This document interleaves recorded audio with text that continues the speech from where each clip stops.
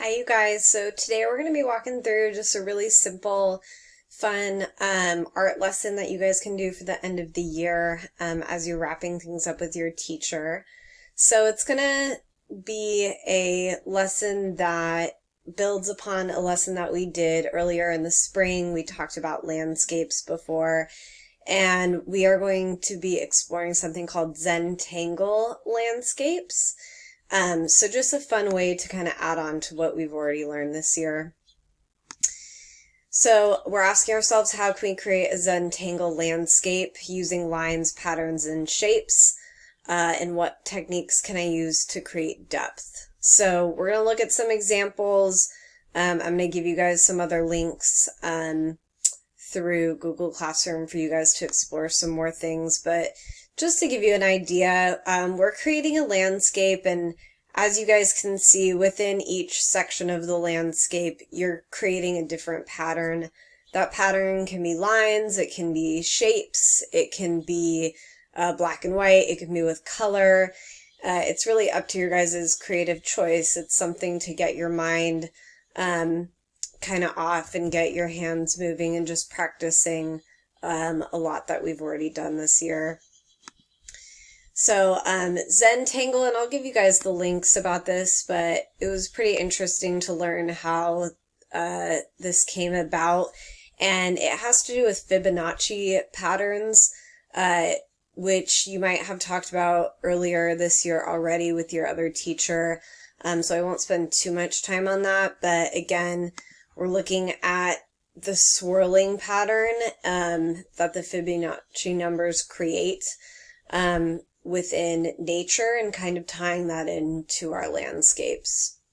And so, like we've talked about, realistic or abstract within these images, we are tying it into the realistic unit that we did that focuses on landscapes that have our background, middle ground, and foreground. You are going to want to make sure that your landscape has that. So just picture what we've done before. You're creating a landscape, you're creating those three different parts of your picture, and adding on to it the patterns that we've discussed in our abstract unit. So we're kind of combining those two units together. So all you're going to do is you're going to start with creating a really simple landscape. I've showed you some examples here. You can do the beach, you can do the mountains, you can do the hills, outer space. And then once you have that basic landscape, which you guys all know how to do, then you're going to start filling in with patterns. And I'll also be sharing with you some images for pattern ideas.